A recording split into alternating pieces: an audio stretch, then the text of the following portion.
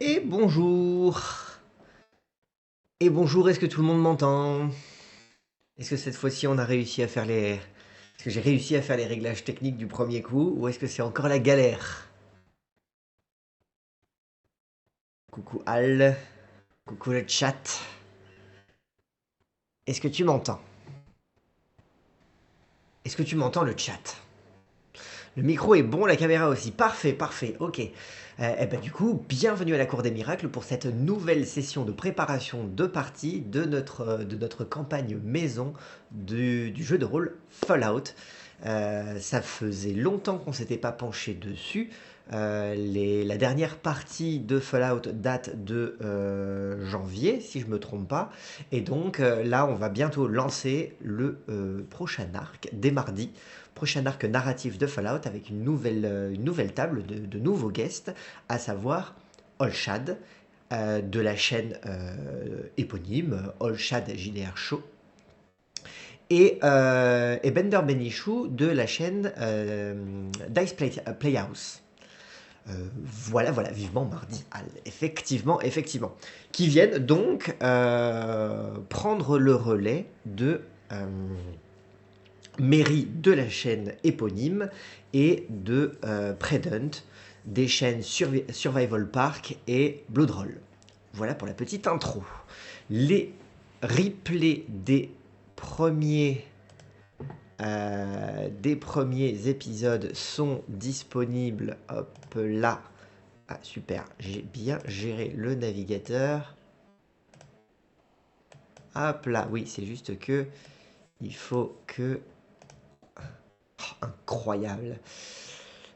Voilà, donc sur la chaîne de la Cour des Miracles, les vidéos sont en replay. Donc voilà, le générique et les deux premiers épisodes. Donc si vous ne les avez pas déjà vus, eh bien c'est le moment de s'y mettre. Sur ce, quoi dire? Déjà, on va présenter peut-être un petit peu nos protagonistes. Nous avons donc deux personnages. On va commencer par celui de Olshad, donc Rusty, un humain qui a le double archétype récupérateur et mécano. Donc sachant qu'on va parler des ferrailleurs dans cet arc narratif, ça va être intéressant. Et en arme, il a choisi une clé à molette et un pistolet à clous, et on en est encore à la liste au choix des remèdes et drogues. Bon, là, de toute façon, c'est vraiment purement mécanique. Donc voilà, un humain qui parcourt les terres désolées pour récupérer et réparer ce qu'il peut, et qui a trouvé sur la route un Mr. Andy, Bernard le Mr. Andy, le docteur Bernard, Mr. Andy avec le double archétype médecin et serviteur. Euh, voilà, qui du coup était tombé en rade au moment de la Grande Guerre et qui a été remis en service par Rusty récemment. Donc un Mr. Andy qui n'a pas qui a fait une petite ellipse temporelle puisque ses derniers souvenirs remontent à avant la guerre. Euh, et donc n'a pas vraiment connu la survie dans les terres désolées sur ces derniers siècles. Un mécano plus que parfait pour du Fallout, absolument. Et donc un Mr. Andy. Donc on va avoir un humain Rusty encadré par deux robots, puisqu'on a le Mr. Andy euh, de Bender Benichou Bernard, et on va avoir encore le cérébrobot de Bobby, Steve, Steve Whittaker, qui sera à nouveau là pour cet arc narratif. Donc voilà un petit peu pour le crew. Donc un humain mécano encadré par ces deux copains robots. Donc une dynamique un petit peu différente de ce qu'on a eu sur la première partie. L'humain va se sentir bien seul entouré de deux robots. Bah, au contraire, ultra à l'aise. Lui qui est mécano, il va se retrouver au contraire vraiment entouré de ses bolides préférés. Donc voilà, c'est parfait pour la dynamique. On en a encore à ajuster pour savoir comment les personnages vont se rencontrer. Euh, c'est quelque chose un peu à définir. Alors je sais que du coup, Bernard et Rusty se connaissent déjà quand ils vont intégrer l'arc narratif, la campagne. Pour ce qui est par contre de Steve, le cérébrobo de Bobby, comment il va rencontrer les autres et comment du coup tout ce groupe va se mettre ensemble pour partir à l'aventure, ça reste à définir. Alors, et je ne sais pas dans quelle mesure est-ce qu'on va le définir là, nous, maintenant, donc n'hésitez pas à balancer des idées, ou est-ce qu'on va le décider directement avec les joueurs eux-mêmes. Bon, ça c'est une première chose.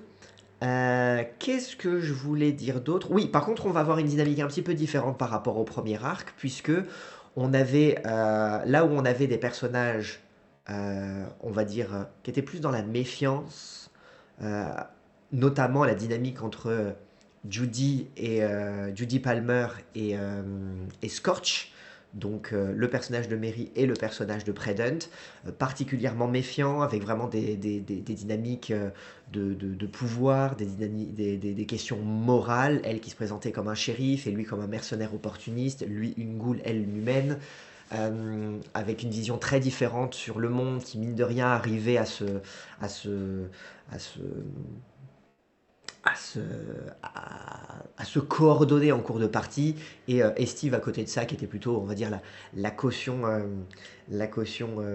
buddy de la team. Là, étant donné qu'on a des joueurs qui sont quand même plus, on va dire, je ne vais pas faire un amalgame entre les joueurs, mais on va dire, qui veulent amener une dynamique peut-être un peu plus légère, un peu plus joviale, on devrait du coup avoir une dynamique de jeu un peu différente. Donc peut-être un peu plus pulp et un peu moins dramatique que sur le premier arc. Du moins, on verra, on va certainement naviguer au milieu de tout ça, comme on l'a déjà fait dans le premier arc, puisqu'il y avait aussi des enjeux un peu pulp dans le premier arc, notamment dans l'affrontement entre la team et les ferrailleurs en fin d'épisode 2 avec le fils du gouverneur dans les pattes. Donc voilà, on devrait avoir quand même une dynamique un petit peu plus pulp, puisque voilà, c'est un petit peu plus, on va dire, la personnalité des joueurs et ce qui risque, enfin ce qui a de grandes chances qu'ils apportent dans le jeu. Euh, et donc, voilà, donc à avoir ça en tête aussi dans ce qu'on va construire et proposer. Ça ne veut pas dire qu'il faut qu'on mette de côté les enjeux narratifs et qu'on se rue sur le tagada poète poète, mais voilà, ça veut dire qu'il faut qu'on soit attentif un petit peu à ces notions-là pour l'arc à venir. Euh, du coup, on a deux sous-arcs à l'intérieur de cet arc narratif. Alors, je te lis, Al. À la dernière session, les PJ s'étaient arrêtés à New Horizon, d'après ma mémoire. Pour la rencontre de Bobby et des autres, il y a de fortes chances qu'ils se croisent là-bas pour justifier leur première rencontre, comme ça brasse du monde avec des survivants. Oui, c'est un petit peu le choix par défaut, puisque la team du premier arc était sur le retour pour ramener le fils du gouverneur au gouverneur. Euh, donc, ça, c'est pas très compliqué d'imaginer que, tandis que Judy et Scorch profitent de leur récompense pour faire ce qu'ils veulent, Steve, lui, de son côté, part en mission avec avec les autres compagnons, avec ses nouveaux compagnons, et donc puisse les rencontrer sur place. Euh, c'est un peu le choix par défaut, effectivement, à voir si on raconte pas ça différemment. Euh, et voilà, on n'en fait pas, voilà, on n'en fait pas autre chose.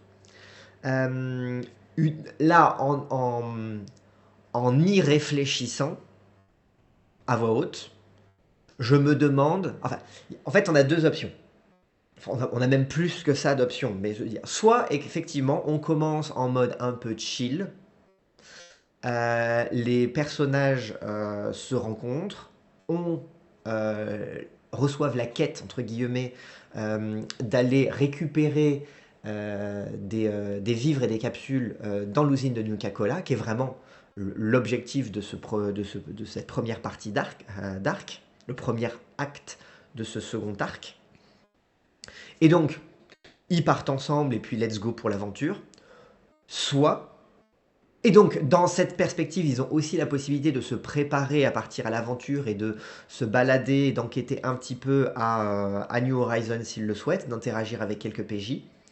Avec l'avantage que ça peut du coup amener de nouvelles informations, de nouvelles intrigues, mais aussi ça peut ralentir le rythme de ce lancement de partie.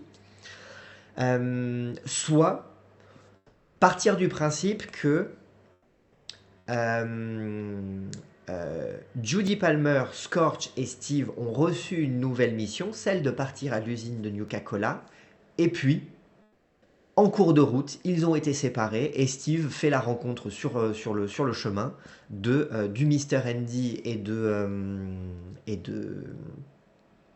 euh, du Mr. Andy enfin, de Rusty et de Dr. Bernard, et se retrouve à faire la suite de la quête avec eux, tandis que on sort temporairement Judy et Scorch de la campagne.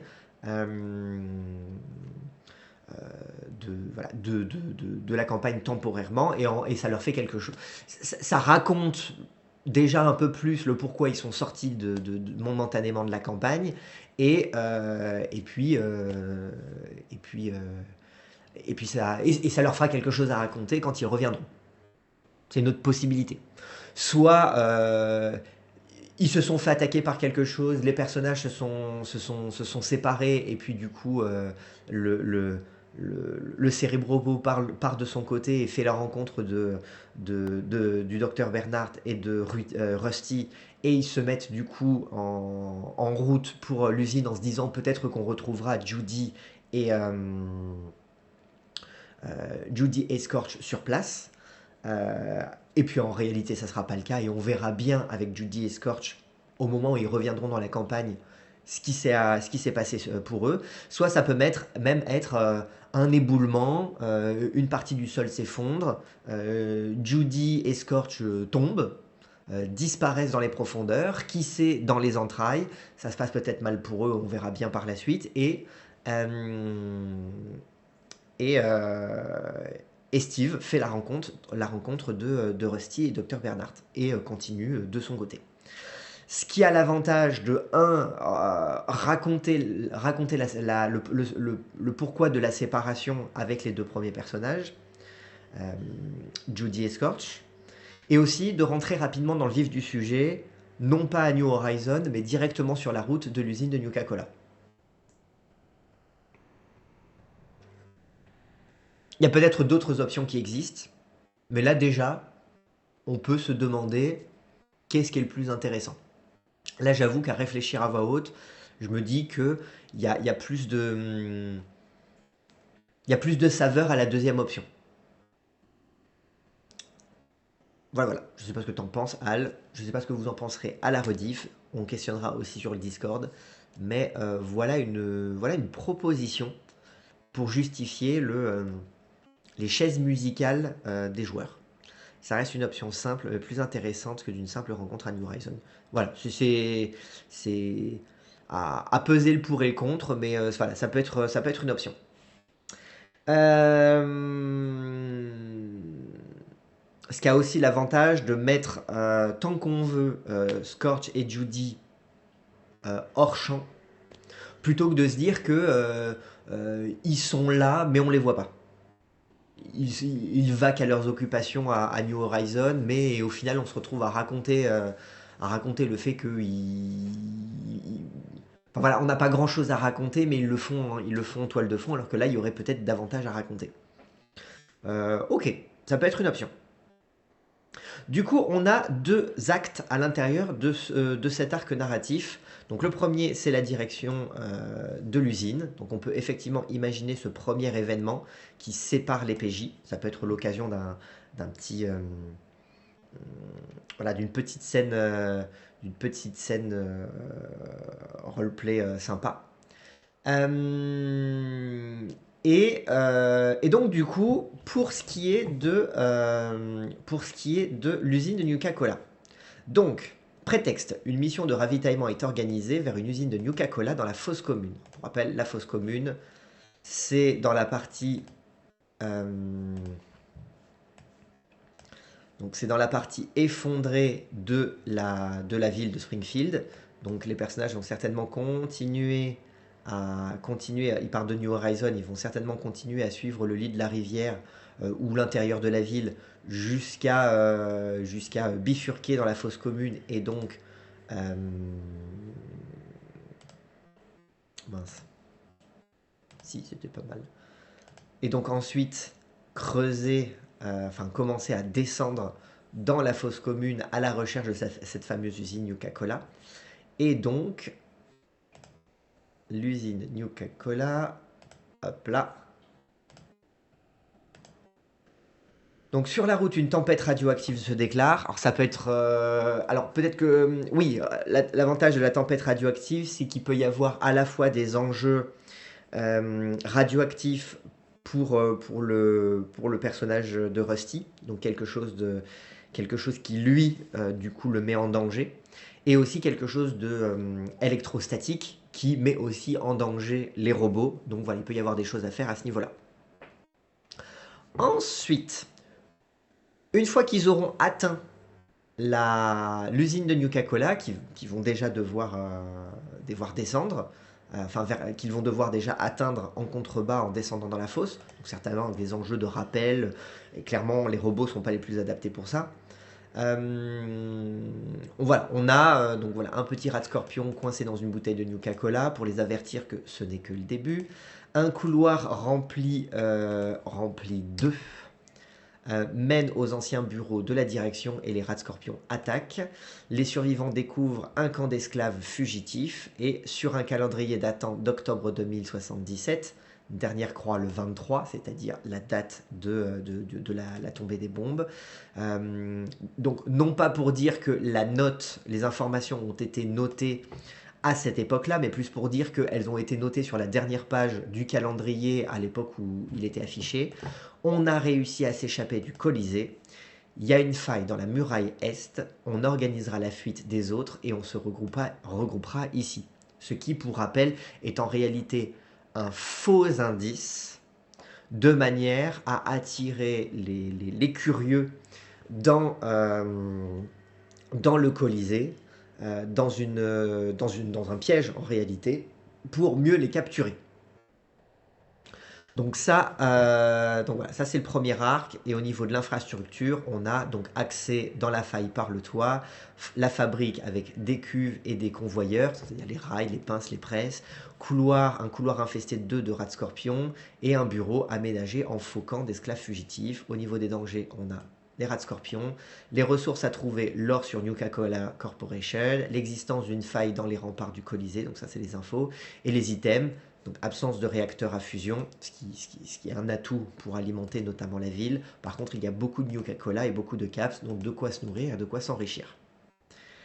Et donc l'histoire, fondée par Nuka-Cola Corporation, ensevelie suite au mouvement tectonique durant la Grande Guerre, infestée de rats scorpions, et les ferrailleurs mettent en scène un faux camp d'esclaves fugitifs dans lequel un message indique la présence d'une faille dans l'enceinte du Colisée.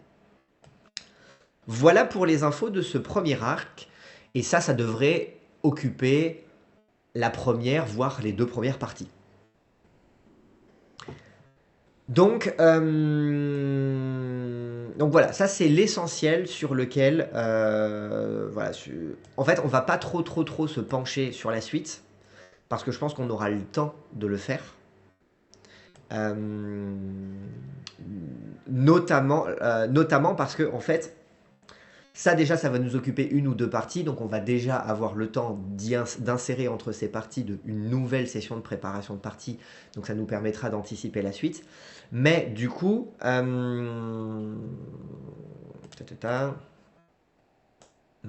intrigue, se pose effectivement la question de ensuite, est-ce qu'on titille les PJ pour qu'ils aillent visiter le Colisée? Voilà, en prétexte, d'après un message dans l'usine Nuka-Cola, une faille dans les remparts aurait permis à des esclaves de s'enfuir. Ce qui du coup est un appel du pied pour que les PJ aillent s'intéresser à cette faction. Mais donc du coup, la faille est un piège visant à attirer les curieux pour les capturer. Les captifs sont réduits en esclavage, mais peuvent acquérir leur liberté dans l'arène de combat. Gladys demande de l'aide pour fuir avec son fils Patrick, ça c'est deux PNJ, endoctrinés, et Nox propose aux survivants d'intégrer les ferrailleurs en échange d'un serment de loyauté. Bon, voilà, ça c'est pour le contexte de après. Mais là où il y a une vraie question, c'est que les captifs sont réduits en esclavage mais peuvent acquérir leur liberté dans l'arène de combat. Ça, c'est surtout valable pour Rusty parce que c'est un humain, mais les deux autres, ce sont des robots. Donc, quelle dynamique on trouve entre est-ce qu'on sépare les PJ avec il y en a deux qui se retrouvent à lutter pour leur survie dans un endroit où on va essayer de les démembrer pendant que Rusty, lui, il essaye de lutter pour sa survie dans une arène. Est-ce qu'on joue ces deux trucs en parallèle ou est-ce que est-ce qu'on trouve d'autres raisons pour que, par exemple, tout le monde soit dans l'arène, même si c'est pas très très logique, parce qu'il y a le risque d'abîmer du matos, alors que les ferrailleurs, ils sont quand même friands de récupérer du matos en bon état, ce que sont, par définition, les deux robots. Soit, autre possibilité, on met cette intrigue concernant le Colisée de côté pour mieux l'exploiter plus tard avec d'autres PJ où il y aurait moins de robots. Sachant que de toute façon, on aura toujours Bobby en cérébrobo, donc la question se posera de toute façon. Voilà, ça c'est un petit peu pour les devoirs qu'on se donne pour réfléchir à la suite, pour savoir si on part sur cette intrigue malgré tout, ou est-ce qu'on leur donne autre chose à manger, on leur donne une autre piste sur laquelle s'investir. Je te lis Al. J'imagine bien du Nuka-Cola vieux de plusieurs décennies mais encore consommable à cause du taux de sucre, à cause de tout le sucre, comme la sucrerie américaine dont j'oublie le nom, qui a cette légende urbaine. L'aspartame peut-être ou je sais plus, peut-être une autre. Alors c'est tout à fait dans le lore de Nuka-Cola, hein, justement, les, les bouteilles de Nuka-Cola, sans être complètement dénuées de radioactivité, restent consommables dans le temps. Donc, effectivement, on peut en faire quelque chose. Les robots peuvent avoir besoin de l'aide des humains pour les pièces de rechange, l'entretien, l'huilage, et les robots ne peuvent pas le faire d'eux-mêmes. Les robots peuvent avoir besoin de l'aide des humains pour les pièces. Je comprends pas ta dernière proposition. Le problème, c'est pas tant ce dont les robots ont besoin, mais c'est plutôt ce que les ferrailleurs vont leur faire. Parce que les PJ vont se retrouver certainement pris au piège par les ferrailleurs dans le Colisée. Donc le Colisée, c'est vraiment toute la carrière dans laquelle il y a cette énorme machine, le Titan, que les ferrailleurs sont en train de reconstruire, mais ils ont aussi une arène de combat. Et dans cette arène de combat, ils vont y envoyer l'esclave pour qu'il essaye de... Enfin, l'esclave. Ils vont y envoyer Rusty pour voir s'il mérite de... ils vont le réduire en esclavage, mais il va obtenir l'information selon laquelle il a le droit de réclamer sa liberté dans un combat. Et donc, du coup, peut-être qu'il va en passer par là. Euh, mais pendant ce temps-là, du coup, les robots, eux, ils risquent les ferrailleurs risquent de vouloir les démembrer. Et donc, à voir euh, comment, euh, comment comment les PJ s'en sortent. On pourrait estimer qu'il y ait une loi aussi qui permette aux gagnants d'un combat dans une arène je sais pas, de réclamer quelque chose, et peut-être qu'à ce moment-là, on peut imaginer qu'ils réclament la récupération de ces robots. Voilà, on peut y réfléchir. Les Twinkies, le nom que j'avais oublié, qui a la réputation d'avoir un taux de sucre énorme. Et ma proposition au sujet des robots, c'était pour la dynamique entre PJ, pour ceux qui sont humains, et ce robot a justifié l'entrée d'endroit. Ah oui, oui, non, non, ça c'est absolument possible. La question c'est surtout, quelle va être la dynamique au sein du Colisée, euh, contrainte ou permise par les ferrailleurs? Est-ce que dès que les PJ arrivent comment ça s'appelle? Dans le Colisée, ils sont séparés. euh, Eux, on les envoie sur une chaîne de désassemblage. Enfin, les robots, on les envoie sur une chaîne de désassemblage et ils vont devoir se démerder. Et, euh, et, euh, et Rusty, il va être réduit en esclavage, mais il va entendre parler qu'il peut peut-être obtenir sa liberté s'il combat dans l'arène, et dans ce cas-là, à voir s'il embrasse cette proposition pour aller justement essayer de se défendre, ou est-ce qu'il va essayer plutôt de se proposer en tant que mécano et essayer donc dans ce cas-là de négocier plutôt sa place euh, pour essayer de voilà pour essayer de s'en sortir pas trop mal. À voir. Et en même temps, c'est du bac à sable, c'est là où c'est intéressant de voir ce qui se passe. Mais oui, on peut imaginer qu'il puisse tirer son épingle du jeu par ses connaissances techniques et qu'il arrive à sortir les robots ou que les robots arrivent à se sortir eux-mêmes de la chaîne de désassemblage où on les enverra. Euh, mais, mais de toute façon, on n'en est pas là, puisqu'on aura probablement d'autres sessions de préparation pour anticiper cette phase-là. Et donc, on aura tous, d'ici là, le temps de se pencher dessus. Je sens déjà la tension à l'arrivée chez les ferrailleurs, ça va être tendu, sans bonne justification ou d'action réussie. Ah oui, oui, ça peut par contre mal se passer avec où on leur enlève des bouts. On leur enlève des bouts et puis ils vont s'en sortir, mais avec des bouts en moins et ils se retrouveront avec ce qu'ils peuvent sur la chaîne de désassemblage. Donc, euh, donc oui, oui, oui, complètement à voir, ça peut être intéressant. Là, c'est surtout à cette étape-là, comme on a maintenant une idée du profil des personnages qui vont vivre cet arc narratif, on va pouvoir le personnaliser. Donc effectivement, au Colisée, on peut voir toutes les opportunités qu'il peut y avoir, ou contraintes, obstacles, intrigues qu'il peut y avoir pour des personnages qui sont l'un humain mécano, donc très en phase avec les ferrailleurs, peut-être pas sur le sujet de l'idéologie, mais au moins sur le sujet des compétences. Et puis derrière, deux robots euh, qui eux sont plutôt considérés comme de la matière première, mais donc du coup ont une certaine valeur.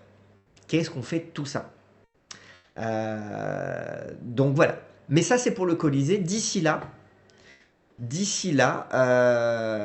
donc on aura le temps de s'y repencher dessus, le Colisée, puisqu'on va pas y arriver dès la première partie, peut-être même pas dès la deuxième. Donc on aura le temps d'anticiper ces parties-là. Par contre, d'ici là, bah, il faut qu'on prépare un petit peu, enfin qu'on prépare la première partie à l'usine de Nuka-Cola. Elle est prête, hein. On a des rebondissements, on a le prétexte qui font qu'ils s'y rendent. Là, on a identifié la raison pour laquelle Judy et Scorch pourraient ne pas être présents. Sur la route, une tempête radioactive. Est-ce qu'on garde ça? Est-ce qu'on met autre chose? Je ne suis pas forcément arrêté sur cette idée. Ça pourrait être absolument autre chose. Ensuite, il y a toute la descente, l'accès dans la faille par le toit. Il y a ensuite, du coup, l'exploration de l'usine Nuka-Cola avec tout le sujet de c'est envahi de rats de scorpions, même si dans un premier temps ils vont pas leur tomber dessus. Ça sera vraiment quand ils seront au cœur de l'usine, dans les bureaux, ayant trouvé les informations que les rats de scorpions vont se réveiller. Donc la question, ce sera plutôt comment ils sortent de l'usine avec une fois qu'elle est infestée de, de rats de scorpions qui ont vraiment bien attendu que les PJ rentrent bien en profondeur à l'intérieur, et comment du coup les PJ arrivent ou non à repartir avec des cargaisons de fournitures, sachant que emporter des caps, c'est pas très compliqué. Ils peuvent facilement s'enrichir comme ça, mais leur mission, c'est quand même de ramener des bouteilles. Et comment est-ce qu'ils vont réussir à le faire dans ces conditions? Donc là, déjà, il y a de quoi faire en termes d'intrigue. Moi, ma question, c'est plutôt sur la route. Sur la route, est-ce qu'on a des choses intéressantes à raconter ou à faire raconter d'ici que les PJ atteignent la fosse commune et l'usine de Nuka-Cola? Parce que pour rappel, alors, si je fais ça, Springfield, non, parce que pour rappel, du coup, les PJ vont traverser la zone, donc un peu le même environnement que les PJ du premier arc avaient traversé dans la première, la seconde partie. Là où ils ont affronté les ferrailleurs. Donc là, on mettra peut-être pas des ferrailleurs, mais on peut peut-être y mettre autre chose. Ça peut même être autre chose que des mobs, hein, d'où l'idée de la tempête radioactive. Et ensuite, il y a l'arrivée à la fosse commune. Donc voilà, là, ils vont traverser pour le coup deux biomes, ce qui était déjà le cas dans la première partie, puisque dans le premier arc, puisqu'ils traversaient la poussière pour arriver à la zone, et là, ils vont passer de la zone à la fosse commune. Mais est-ce qu'on a des choses particulières à leur faire vivre, notamment sur la route? La tempête radioactive est tellement dans l'ambiance Fallout, il pourrait y avoir la rencontre de survivants agressifs à la place, mais ça fait trop basique, trop passe-partout. Mais c'est surtout que bah déjà les survivants agressifs, ça ressemble quand même beaucoup aux ferrailleurs, sans peut-être l'étiquette ferrailleur. Ça veut quand même dire des gens qui vont essayer de les attaquer, éventuellement les tuer, en tout cas essayer de les dépouiller. Donc ça ressemble quand même pas mal, surtout si ça se met dans la même, dans le même biome, la zone, que la précédente altercation avec les ferrailleurs. Donc ça peut être autre chose. Mais ça peut être effectivement la visite d'une cave ou d'un bunker infesté ou investi. Il y avait une petite visite d'un bunker, enfin d'une cave, dans la première partie du premier arc, mais là ça pourrait être autre chose. Renvoyer à par exemple la visite des bunkers souterrains qu'on arrive à trouver de manière random de temps en temps euh, dans Atomfall, que j'ai eu l'occasion un peu de streamer sur la chaîne, dans laquelle il pourrait y avoir, je sais pas, des ghouls ou ce genre de choses. Bon, à nouveau c'est une redite par rapport à la première partie, donc c'est pas forcément le plus intéressant. Euh, C'était déjà investi en plus par des ghouls. Non, par contre, ce qu'il y a, c'est qu'effectivement, je retrouve les notes.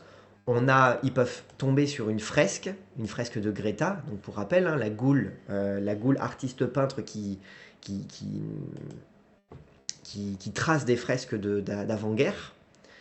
Et ça peut être sympa d'en montrer une. Euh, Là, on a deux robots qui ont connu l'avant.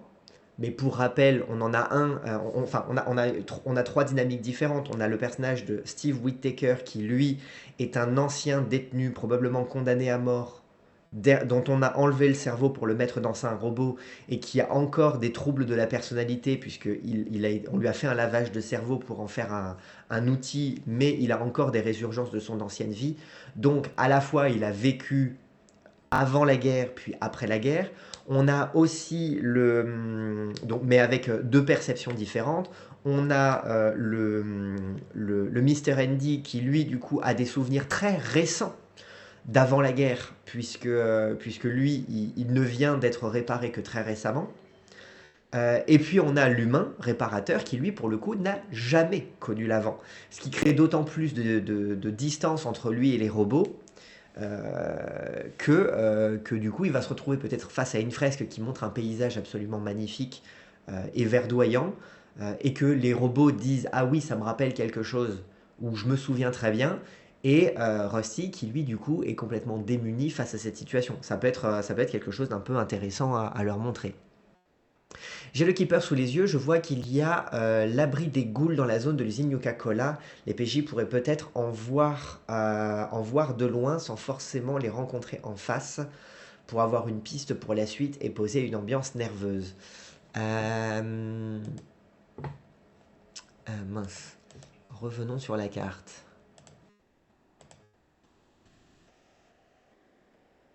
Oui, l'abri... ouais. Alors c'est vrai que l'abri des ghouls, il est surtout il est surtout en souterrain. Donc les ghouls sont pas trop à la surface justement parce qu'elles se cachent. L'endroit où par contre il y a des ghouls sauvages euh, qui, euh, qui sont pas mal actifs, c'est au niveau du musée du Tricentenaire. Euh, on peut d'ailleurs les faire passer à proximité du musée du Tricentenaire. En fait, la raison pour laquelle du coup je préfère éviter qu'il y ait des ghouls non sauvages que les PJ, de cet arc-là identifient, c'est parce que, un, j'ai pas envie qu'elles s'y intéressent aussitôt, et donc du coup qu'elles prennent la tangente pour dire bah, finalement en fait on va faire un détour par l'abri des ghouls, et de deux, quand on leur parlera d'un abri qui se trouve justement dans ce coin-là, J'ai vraiment envie qu'ils pensent qu'ils vont tomber sur un abri. Et donc pas un endroit où il y a des ghouls. Oh bah alors, autant placer les ghouls proches du musée, ça serait plus cohérent qu'avec leur abri qui est souterrain. Ouais, voilà, effectivement. Donc on pourrait imaginer que les PJ vont passer pas trop loin du musée du Tricentenaire qui a été mentionné dans le premier arc. J'avais oublié de mentionner que c'était de toute façon très dangereux que le fils du gouverneur s'y rende parce que le lieu est infesté de ghouls. Là, en tout cas, les PJ euh, vont pouvoir le constater. Euh, Ça pose la question de est-ce que des ghouls sauvages s'en prendraient à des robots? On peut imaginer que oui, puisque même s'il y a pas même si c'est pas de la nourriture, on peut imaginer qu'elles sont quand même suffisamment agressives pour attaquer et donc abîmer, euh, abîmer les robots. Et l'humain, lui, Rusty, c'est à peu près certain que il serait en danger. Euh, Ok, ok, donc oui, on peut mettre tempête radioactive, la fresque, le musée du tricentenaire. Et donc là, sans qu'il y ait d'affrontements, parce que les affrontements, on les aura certainement par la suite, il y a déjà quand même de quoi faire. Éventuellement, est-ce qu'on peut pas mettre un petit mob si c'est trop mou? Ferrailleur, scout, enfant atome, Wendigo, ghoul. Super mutant, rat cafard, romain de feu, rat scorpion. Des rats scorpions, on va en avoir, donc faut pas que ce soit des mobs qui soient trop proches. Rat taupe, molosse mutant, on en a déjà mis. Yaoguai, poulet, vautour, sulfurie, ghoul. Hum, hum. Bah si, il y aura la proximité des ghouls s'ils décident de s'en rapprocher un peu trop. Donc il y a le danger des ghouls, mais ils peuvent se débrouiller pour ne pas les affronter. Ok, bah, ça me semble pas mal. Je vais rajouter ça. Usine de Nuka-Cola sur la route. Sur la route.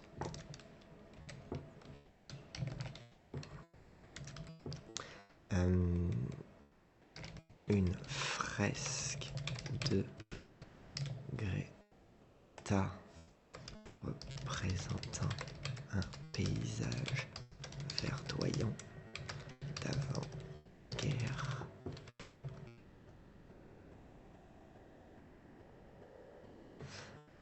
Une tempête radioactive. Je pense qu'on terminera avec la tempête radioactive parce que le fait de descendre dans la fosse, c'est aussi ce qui va leur permettre de se mettre à l'abri. Ça pourrait être justement un bon moment de précipiter leur descente dans la fosse, même si ça se fait dans des mauvaises conditions. Euh, Proximité du musée du tricentenaire infesté de ghouls sauvages.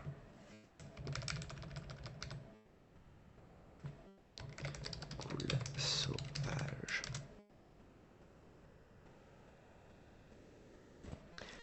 Ok, ça me semble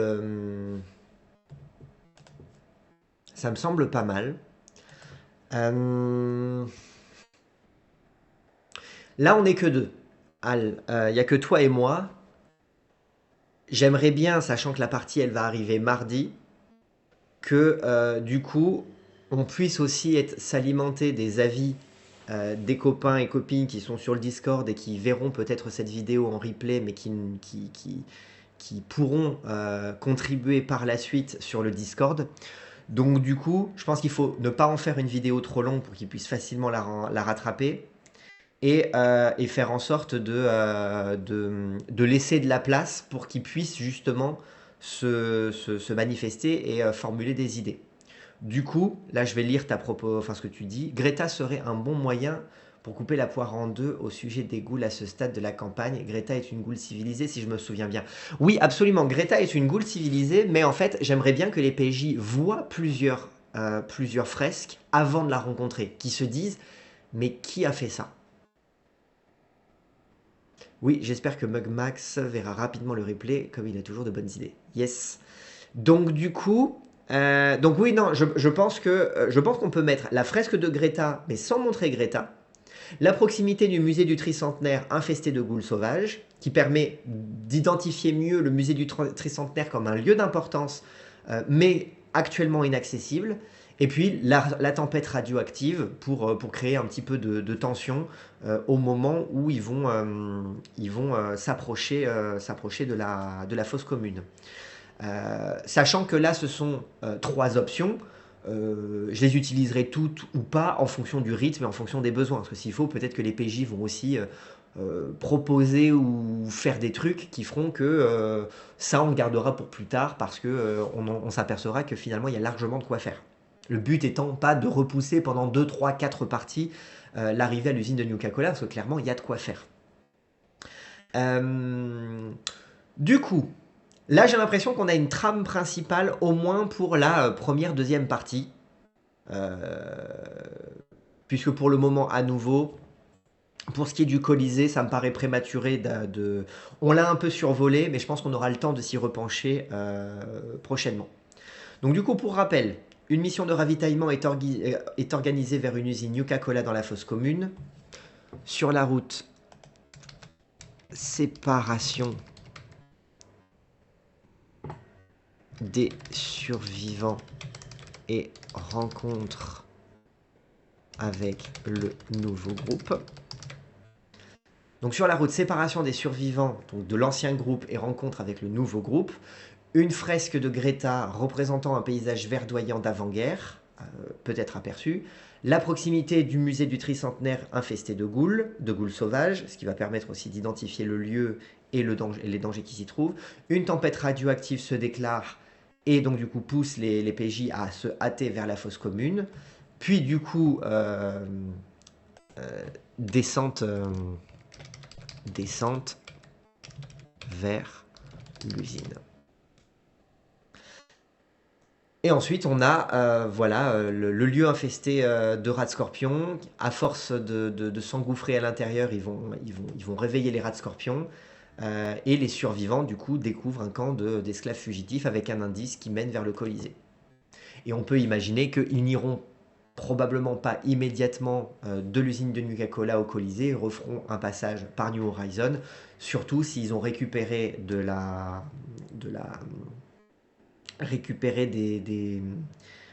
du matériel, du ravitaillement de Nuka-Cola pour justement eh bien, le ramener à New Horizon, comme c'était la quête. Le ravitaillement à l'usine de Nuka-Cola est justifié vu que la campagne est encore au début pour poser tout ce qui est nourriture pour survivre dans une quête. Absolument, l'idée c'est d'avoir en premier le prétexte un petit peu de la quête FedEx pour montrer un petit peu la dynamique de New Horizon et la dynamique de comment les survivants doivent se rendre utiles. Et puis par la suite, quand notamment ils vont commencer à trouver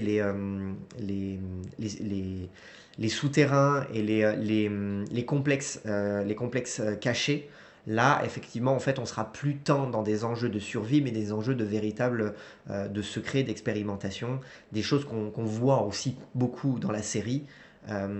Donc le jeu prendra une autre tournure.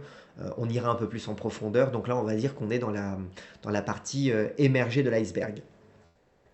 Donc voilà, il me semble que là, on a un cadre plutôt général et en même temps qui couvre pas mal les événements de toute cette intrigue autour de l'usine de Nuka-Cola qui devrait prendre une, deux parties, je suppose. Plus certainement d'ailleurs deux que une.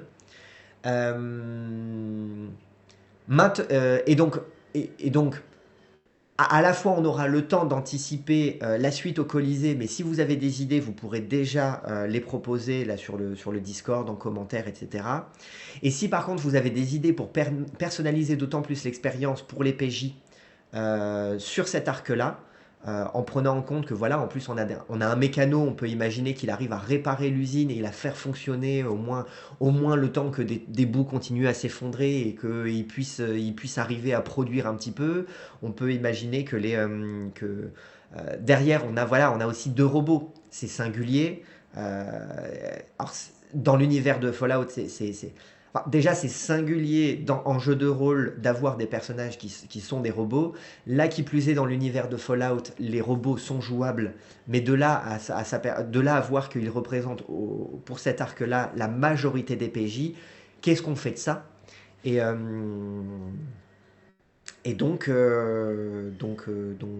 voilà, comment on peut personnaliser cet arc, cet acte de l'usine et plus globalement cet arc de l'usine et du Colisée avec un groupe constitué d'un mécano et de deux robots. L'un plutôt médecin, l'un plutôt manager. Bon ben voilà, c'est les devoirs pour la suite. Donc, je te lis Al. Le Colisée semble loin géographiquement, donc oui, je trouve que ça serait plus cohérent pour les PJ qu'ils retournent à New Horizon pour amener les ravitaillements plutôt que d'explorer au petit bonheur. Bah, surtout s'ils ont du ravitaillement, autant qu'ils le ramènent avant de tenter une mission d'infiltration. Mais à eux de voir ce qu'ils décident de faire. Ok, bon bah du coup voilà les devoirs. Comment, éventuellement, si vous avez des idées concernant cet acte de l'usine ou plus globalement l'arc de l'usine et du Colisée, si vous avez des idées, eh ben, n'hésitez pas à les proposer. Si vous avez des idées aussi pour personnaliser l'expérience, étant donné le groupe un peu singulier, eh ben, faites-le aussi. Donc voilà, comme ça, voilà. Petite vidéo pas trop longue pour les amis du Discord qui vont pouvoir rattraper tout ça. Je te lis, Al. Le Mister Andy est réveillé depuis peu, si j'ai bien suivi, absolument. Et il découvre le monde post-apo, absolument. Pour personnaliser l'aventure, il y a il y a la piste de patin entre l'usine de Nuka et New Horizon. Le Andy pourrait y trouver une forme de curiosité de ce qu'il connaît de l'ancien monde. Alors, pour rappel, la piste de patin à glace, la piste de patin à roulettes. Pour rappel, je la remets. Pour le moment, donc elle est là, on range. Pour le moment, en fait, je ne l'identifie pas comme un point d'intérêt pour les PJ, parce qu'en fait, c'est une ville. Tout est potentiellement un point d'intérêt. Moi, je ne vais pas leur mettre des curseurs sur une carte pour leur dire attention, ça c'est intéressant. Pour le moment, c'est une piste de patin à roulettes qui est donc un bâtiment au milieu de plein d'autres. Eux, ils ont un objectif. Il s'avère qu'ils vont passer pas très très loin du musée du tricentenaire et que lui, pour le coup, il est important, il est central et il est infesté de ghouls et ils vont passer à côté. Donc, on va attirer l'attention sur lui. Par contre, on va pas attirer l'attention sur tous les bâtiments de la zone. Déjà, parce que ça fait beaucoup d'étapes et ça retarde beaucoup le fait d'aller à l'usine. Aussi parce qu'à l'heure actuelle, la patinoire, il n'y a pas grand-chose à y faire, mais ça va devenir plus tard le QG de la confrérie de l'acier quand ils vont débarquer. Ce qui n'est pas le cas pour le moment. Ok, c'est moi qui ai proposé trop rapidement l'idée de la patinoire, il faut laisser du temps au temps. Oui, en fait, c'est ça. Après, c'est bien de proposer des idées, mais il ne faut pas chercher à aller trop vite. On a toute une campagne pour faire découvrir les lieux, et justement, chaque intrigue a vocation de faire visiter un lieu. Et si on regarde la patinoire, ça arrive, voilà. Ça... Donc arc 1, arc 2, arc 3, arc 4, arc 5, arc 6, arc 7. Arc 7, la patinoire. Ça va peut-être changer, hein, mais où on va peut-être fusionner des parties. Comme on a en général la visite de 2 lieux par arc, peut-être que du coup ça sera un petit peu plus tard, arc 4, arc 5. Mais c'est pas tout de suite. Et on voit que du coup, tous les lieux, de toute façon, ils vont être visités dans le cadre d'intrigue. Donc, il n'y a pas besoin forcément de tous les faire. En tout cas, de tous les faire immédiatement. Hop là. Donc voilà, moi je pense que là, à ce stade-là, on a le cadre et le nombre d'étapes. Maintenant, la question, c'est plutôt comment personnaliser comment colorer la visite de ces lieux pour ajouter éventuellement par-ci un objet, par-ci une affiche, par-ci un boulon, par-ci quelque chose, par-ci un PNJ qui éventuellement euh, peut être intéressant pour ce groupe-là. Du coup, voilà, je pense qu'on va s'arrêter là-dessus. Je pense qu'on va s'arrêter là-dessus pour faire en sorte que voilà, on a un stream de quasiment 1 heure, une vidéo de quasiment 1 heure, pas trop long à rattraper pour les copains et les copines qui auront peut-être l'occasion de la rattraper d'ici mardi et donc faire des propositions d'ici là. Et puis, je vais leur faire un petit compte rendu vite fait, étant donné les échéances sur le Discord, de manière à ce de manière à ce qu'ils puissent déjà, d'ores et déjà commencer à se pencher dessus s'ils le souhaitent. Ce fut un live rapide, mais déjà avec de bonnes propositions. Bah oui, on est efficace. Faut dire que tout le travail a été fait en amont. Donc là, on est vraiment sur du petit ajustement. Le but, c'est justement que ça ne prenne pas autant de temps qu'a pris la préparation. C'était justement à ça que servait la préparation de la campagne. Là, on est juste dans de l'ajustement et de la personnalisation. Voilà, voilà. Eh ben, écoute, merci cher Al pour ta contribution. Aux amis du futur qui nous retrouveront en replay et sur le Discord pour proposer peut-être des idées complémentaires. Et puis sur ce, eh ben, au plus tard, mardi soir, pour le lancement de ce nouvel arc narratif. Voilà, voilà. Bonne fin de journée, bonne fin de soirée, et puis à très vite à la Cour des Miracles. Ciao!